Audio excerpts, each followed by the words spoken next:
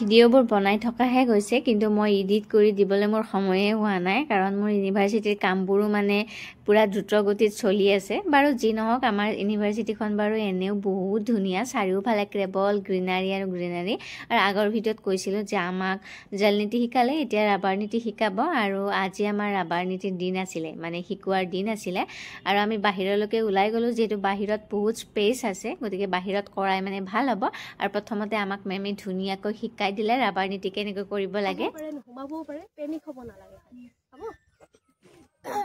মেমে শিকাই দিয়াৰ পিছত আমি সকলোৱে কৰিবলৈ ট্ৰাই কৰিছোঁ আমাৰ কিন্তু শশাংকই একবাৰতে পাৰি গৈছে মানে এইটো অভ্যাস নাথাকিলে নোৱাৰি আৰু আমাৰ যিহেতু আজি প্ৰথমবাৰ হয় গতিকে অকণমান প্ৰব্লেম পাইছোঁ আমি মেমে কিন্তু আমাক ধুনীয়াকৈ শিকাই দিছে নেক্সট টাইম আমি ভালকৈ কৰিবলৈ চেষ্টা কৰিম আৰু ৰাবাৰ নীতি আচলতে আমাৰ মনৰ স্পষ্টতা বৃদ্ধি কৰে